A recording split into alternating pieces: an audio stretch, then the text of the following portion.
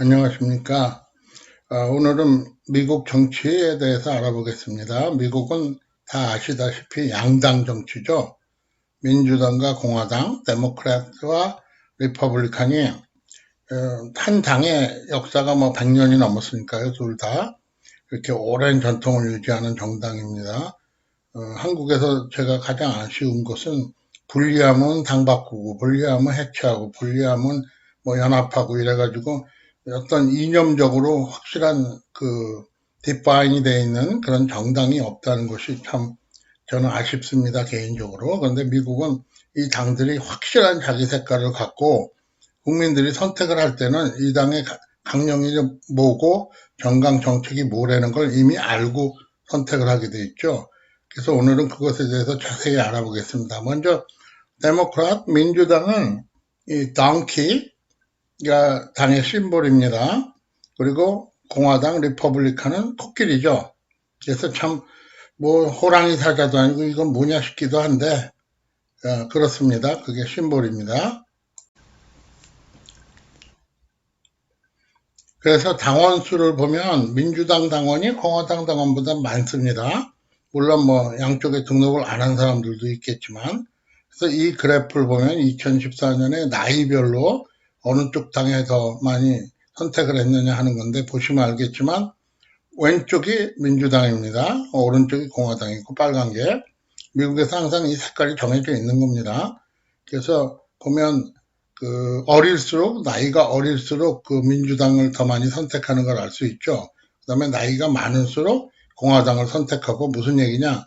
나이가 어릴수록 좀 개혁적인 성향을 보이고, 나이가 많을수록 보수적인 성향을 보인다. 전 세계 어디 가도 똑같은 현상인데, 이런 현상이 확실하게 드러나고 있습니다. 단 베이비 부머 세대, 그 세대의 일부만 민주당이 좀 강력한 그런 상황을 보여주고요. 이런 상황은 무슨 얘기냐? 좀 안정되고 사람들이 경제적으로 잘 사는 사람들은 공화당을 선택하고, 가난하고 이민자들은 민주당을 많이 선택한다. 이런 경향을 보여주는 거죠. 그러다 보니까 공화당 지지자들은 좀 주류 백인들, 안정된 직장에 다니는 중상 이상의 생활 수준을 갖는 그런 사람들이 많고, 이 낮은 쪽에서는, 그러니까 소득이 낮은 쪽에서는 민주당 지지가 압도적이죠. 그러다 보니까 당연히 자기네가 선택하는 정당도 서민들 혹은 하위 계층을 위한 민주당을 선택하는 사람들과 또 좀 잘 살고 안정된 계층을 위한 공화당을 선택하는 사람들이 갈리게 되겠죠. 이런 현상은 전 세계 어디 가도 비슷한 것 같습니다. 보수와 진보, 진보와 보수의 대결. 이런 현상이 미국에서도 지금 100년 이상 계속되고 있고, 그게 각 분야에서 영향을 미치고 있는 거죠. 그래서 한국 사람들도 이민으로 오면 초기에는 다 민주당입니다. 그런데 이제 시간이 가면서 자리를 좀 잡고, 미국 사회의 뿌리도 내리고, 또 미국 사회의 어떤 이념이라든가 이런 걸 이해하면서 점점 공화당으로 변해가는 사람들이 많죠. 물론 죽을 때까지 민주당 하는 사람도 있고, 도착과 다음 날부터 공화당 하는 사람도 있습니다만, 그래서 이런 나이에 따른 공화당과 민주당 지지층의 차이가 생긴다. 이런 말씀을 드렸습니다. 이런 공화당과 민주당에 대한 지지는 어느 정도 고착이 되어 있습니다. 무슨 얘기냐면 지역별로 아시다시피 미국은 합중국이죠. 한국이나 다른 나라들, 그래서 합중국이라는 그 개념 자체가 없기 때문에 미국을 이해를 못하는 경향이 있는데, 합중국이라는 이야기는 미국은 50개의 서로 다른 나라가 있는 겁니다. 국방과 외교를 빼놓고는 각자 자신이 스스로를 통치할 수 있는 50개의 서로 다른 나라. 그래서 한국에서도 요새 왜 남북한 통일을 얘기하면서 그런 연합체에 대한 얘기를 많이 하죠. 그런데 그것이 국방과 외교 문제를 빼고는 다 같이 하는 건 문제가 없는데, 국방과 외교 문제에서 합쳐질 수 있느냐, 이건 전혀 다른 얘기이기 때문에 저는 많이 회의적입니다. 어떻게 됐든 이게 지난번 2016년 선거의 결과인데, 그때 도널드 트럼프가 제네럴 보트, 그러니까 국민투표 총수에서는 졌죠.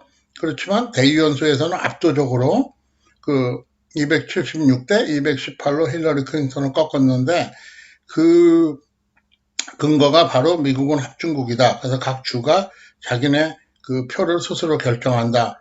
그래서 뭐 사람이 많은 주는 물론 대의원이 더 많죠. 그렇지만 그 사람이 많다고 무조건 대의원이 더 많은 건 아니기 때문에 그 현상에 맞춰서 그 대의원 수에 따라서 결정이 된 결과인데, 보시면 알겠지만 중부지방은 공화당 싹쓸이했습니다.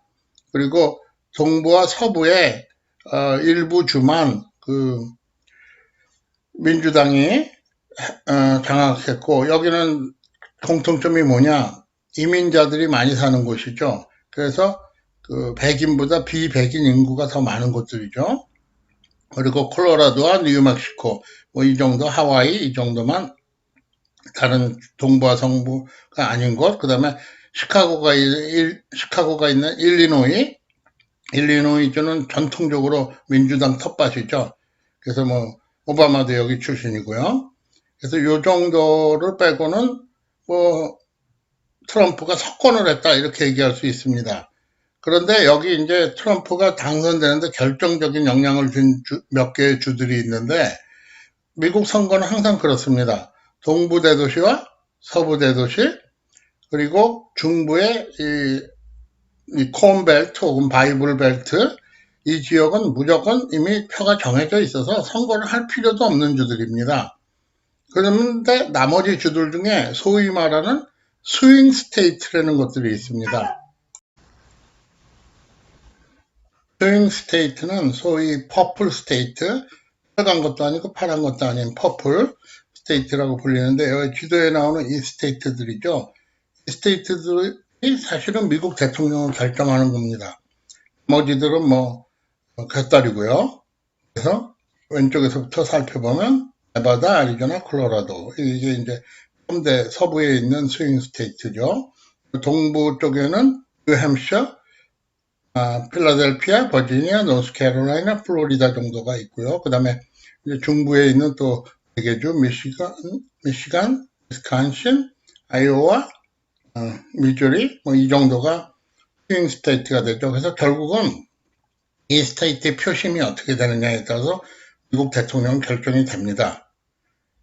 그래서 그 미국만이 갖고 있는 아주 특별한 선거제도 덕분이죠.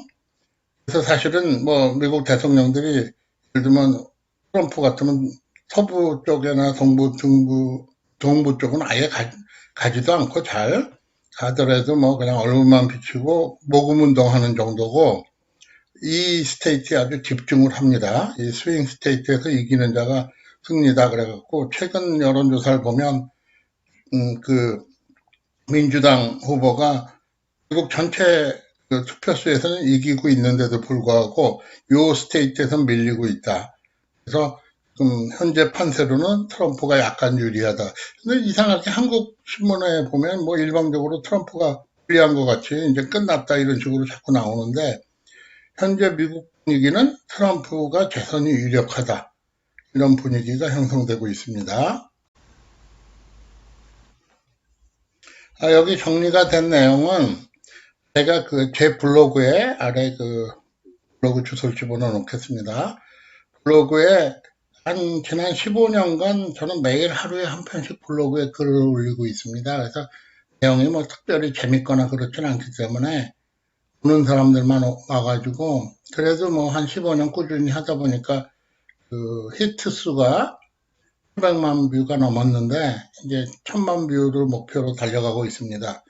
거기에 올린 것 중에 하나인데, 유튜브는 뭐 최근에 시작했으니까 결국은 이 블로그에 있던 내용이 다시 반복되는 경우가 있겠죠. 그래서 거기에 제가 정리해놨던 공화당과 민주당의 차이, 그 차이를 한번 살펴보겠습니다. 정부 규모에 대해서 공화당은 작은 정부, 민주당은 큰 정부. 국가와 주의 경제에서 공화당은 전통적으로 주의 권한을 더 인정해주는, 그래서 그 감세와 복지 축소, 그거는 주의 목이다, 뭐 이렇게 생각을 하고, 또 그 민간 주도의 경제, 이런 식으로 유지를 하죠. 그 다음에 2008년도 대통령 후보는 제가 이 글을 2008년도에 쓴 거니까 무시하기 바랍니다. 이거는 공화당에서는 트럼프 확정됐고 민주당에서 바이든 확정됐죠. 그리고 반면에 민주당은 국가의 권한을 강화해서 세금을 많이 걷어가지고 그 가난한 사람들한테 많이 논아주자, 복지 정책을 많이 실시하자 그런 건강 정책을 가지고 있죠. 그러다 보니까 공화당이 실시하는 가난한 사람을 도와주는 것, 다시 말해서 직장을 주자 이런 정책을 워크페어라 그러고 민주당이 실시하는 정책을 월페어라 그러죠. 그래서 조금 다릅니다. 지지층 역시 백인과 노인, 상류층, 하류층, 소수민족, 젊은이들. 군사력은 공화당은 항상 강력한 군사력 유지를 목표로 해왔습니다. 그래서 지금 트럼프도 그렇고 레이건도 그렇고 결국은 마지막 덕수 트럼프 때는 중국이지만 레이건 때는 소련이었죠. 와의 싸움의 결론은 군사력에서 결판이 난다. 그러니까 군사력에 아주 집중 투자를 해갖고 소련이 무너진 것도 결국은 군사력에 지나치게 돈을 많이 쓰는 바람에 경제력이 파탄이 나가지고 무너지게 된 거죠.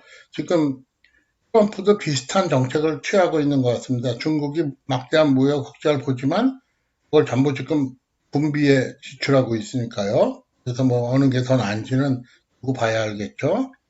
감세와 복지 축소, 증세와 복지 증가. 최근에 배출한 대통령은 부시, 레이건, 민주당에서는 카터, 클린턴, 그 다음에 오바마가 있죠. 부시도 아버지 부시, 아들 부시 두 명이 있었죠. 그 다음에 트럼프도 공화당 소속이죠. 근데 트럼프는 공화당이라 그래도 정통 공화당이 아니기 때문에 조금 뭐 민주당 정책도 막 갖다 쓰고 얘는 무역은 보호무역 민주당 정책 해버리고 이런 식으로 하는데 그러니까 그래서 첫 임기 때는 트럼프가 공화당 내에서 굉장히 반발을 많이 받았죠. 많이 받았는데도 불구하고 이제는 이제 임기가 한 번 지나가고 나니까 공화당을 장악했다 이렇게 얘기할 수 있는데 정통 공화당원 입장, 소위 말하는 티파리 입장에선 트럼프는 좀 사입이죠. 우리 공화당 이념을 제대로 알지도 못하고 쟤는 뭐 자기 필요하면 저쪽 것도 갖다 쓰고 이유가 뭐냐면 트럼프는 정치인이 아니라 경제인이기 때문에 그렇습니다. 경제인은 이익이 되면 뭐든지 하죠. 정치인은 자기 신념에 따라가는 거고 그래서 이념적 성향도 보수 기독교 성향 그래서 공화당은 보수 기독교고 민주당은 리버럴인데 기독교는 기독교인데 좀 그렇게 얘기하면 좀 어떨지 몰라도 하여간 좀 자기 맘대로 기독교 현대적인 기독교 그런 거죠. 그다음에 그러다 보니까 동성결혼이나 여성 낙태권에 대해서 공화당은 반대하는 성향이 세죠. 민주당은 찬성하는 성향이 세고요. 경제정책은 인간주도냐 국가주도냐 당원 수에서는 아까 살펴본 것 같이 4대 6으로 민주당 당원이 많은데 민주당 당원은 충성도가 낮습니다. 그리고 좀 돈도 벌고 정착이 되면 공화당으로 옮기는 사람들이 많습니다. 그래서 공화당은 반면에 충성도가 높아서 한번 공화당이 되면 뭐 평생 공화당원 하는 사람들이 많고요. 그리고 또 뭐 선거 때라든가 이럴 때 열심히 나가서 선거 운동도 하고 그러죠. 그래서 이런 정도로 민주당과 공화당의 특성을 좀 알아볼 수 있습니다. 그러다 보니까 민주당과 공화당, 공화당과 민주당 사이에서 이제 외국인들에게는 뭐 선거권도 없고 자기네가 결정할 권리가 없으니까 가장 관심이 가는 게 foreign policy죠. 그러니까 대외 정책. 미국이 뭐 워낙 강하다 보니까 대외 정책 하는 데 따라서 세계 정치, 경제, 사회 뭐 다 영향을 받을 수밖에 없는 게 현실이니까요. 그래서 보면 이 리퍼블리칸하고 데모크рат이 어느 쪽에 쏠려 있느냐 뭐 이런 것들을 보면 이게 이제 숫자가 높을수록 탑 프라이어시 된다. 무슨 얘기냐? 더 중요한 정치적인 요인이다. 뭐 이렇게 얘기를 하고 있는 겁니다. 그러니까 taking measure to protect US from terrorism, 테러와의 전쟁이 더 중요하다. 대외 정책에서 약간 그러니까 밀리터리 쪽으로 경향이 심할 수밖에 없죠. 이런 사람들이 리퍼블리칸이 데모크рат보다 훨씬 높죠. 84대 61이니까 84%의 공화당원은 맞다. 그게 중요하다. 대외 정책에서 이렇게 대답을 한 거고 61%만이 그 데모크рат에서는 민주당에서는 그게 더 중요하다 이렇게 얘기한 거죠. 그다음에 protecting jobs 두 번째 항목이죠. 거기 보면 81 공화당은 뭐 트럼프가 뭐 미국의 일자리 이렇게 주장하는 게 당연한 거죠. 그런가 하면 preventing the spread of WMD 그 대형 살상무기죠. 대형 살상무기는 그걸 막아야 된다. 이건 민주당원들이 더 심하죠. 그 다음에 improving relationship with allies, 외국과 그 동맹국가의 관계를 향상시켜야 된다. 이게 70%가 민주당 당원들이 얘기하는 거죠. 아까 말씀드렸지만 민주당 당원들 중에는 해외 출신들이 많습니다. 그러니까 당연히 이런 대답이 나올 수밖에 없는 거죠. 그 다음에 공화당 출신들은 아메리칸 본 화이트 뭐 이런 애들이 많으니까 당연히 그게 뭐가 중요하냐 이렇게 되는 거고 그 다음에 뭐 병이나 이런 거는 적은데 이제 제일 큰 차이를 보여주는 거는 maintain US military advantage 그 미국이 세계 그 군사력으로 압도해야 된다. 이건 70대 34죠. 민주당원들은 34%만이 그렇게 생각한다 이렇게 얘기했으니까요. 그리고 또 하나 reducing illegal immigration into US 68대 20. 뭐 지금 트럼프가 하는 얘기들은 다 공화당원들이 원하는 얘기입니다. 트럼프는 공화당원들이 그 대체적으로 정강 정책에 의해서 찬성하는 쪽 얘기를 하고 있는 거니까요. 그 반면에 그 트럼프는 그 UN, 유나이티드 네이션을 어떻게 할 것이냐 하는 문제에 있어서 큰 기대를 안 하죠. 근데 민주당원들은 그래도 좀 기대가 많은 편입니다. 거기에 비하면. 그리고 전체적으로 보면 그냥 당연한 결과가 나오고 있는 겁니다. 이민자들이 많은 당에서는 그 이민 문제라든가 아니면 가난한 사람을 도와주는 거, 해외 외국과의 관계 뭐 이런 거에서 중요하다 이렇게 얘기하는 거고 그 다음에 이제 그 뭐 공화당원 입장에서는 그게 뭐가 중요하냐 우리가 힘을 갖고 이익을 보고 미국을 계속 강력하게 유지해 나가는 게 중요하지 뭐 이런 얘기를 하고 있는 겁니다. 그러다 보니까 여기 보면 많이 옛날보다는 민주당원에서 줄었는데 promoting and defending human rights in other countries 인권 문제죠. 다른 나라의 인권 문제가 중요하다. 민주당원의 39%, 공화당원의 20%만이 그것이 중요한 일이라고 생각을 했는데 이러다 보니까 생각이 지금 젊은 사람들은 물론 모르죠. 그 미국의 카터 대통령 시절에 카터는 민주당 대통령이죠. 그 한국에서 미군을 빼겠다 그래가지고 난리가 나서 뭐 그랬는데 이유는 뭐냐? 그때 이제 박정희 대통령이 독재를 한다 그래가지고 그 민주당 대통령이 한국에서 군대를 빼고 너네 맘대로 해 그럼 뭐 망하든 말든 뭐 이런 식으로 해가지고 일화가 있죠.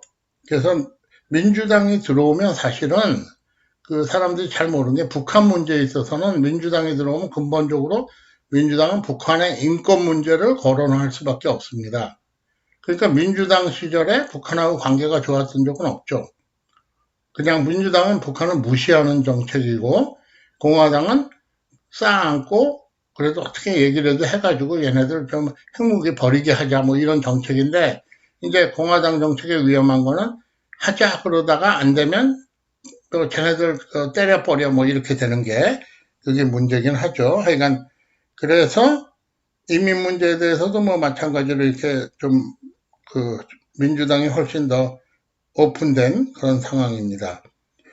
그래서 이번 선거에서 뭐 트럼프가 될지 아직 시간이 많이 남아서 모르겠지만 글쎄요 한국 문제 한국 외교에 있어서는 사실은 전통적으로 공화당 대통령이 있는 게 더 유리했습니다. 민주당은 사사건건 뭐 인권 문제라든가 뭐 이런 거 참견을 하고 북한 문제에는 별로 신경 안 쓰고 뭐 이런 정당이었고 대외 문제에도 별로 신경 안 쓰고 그런데 이제 최근에는 한국적인 분위기가 민주당하고 더 가까워졌죠. 그 미국 민주당, 한국 자체의 그 어떤 정치적인 이념이나 지형도 마찬가지고요. 미국 민주당하고 많이 가까워져서 좀 개방적이고 뭐 이런 영향을 보이고 있고 국민들도 최근 국회의원 선거 결과를 보면 그런 걸 지지하고 있고요. 그래서 모르겠습니다. 어떻게 될지. 그런데 여러분들이 만약에 미국에 이민을 오신다고 생각을 하면 그리고 뭐 공화당과 민주당, 민주당과 공화당 둘 중에 하나를 고르라 그런다면 어느 쪽을 고르실 것 같습니까? 참 쉽지 않은 문제인데 그런 면을 살펴보면서 오늘 이 방송을 마치겠습니다. 그럼 들어주셔서 감사합니다. 즐거운 하루 되십시오.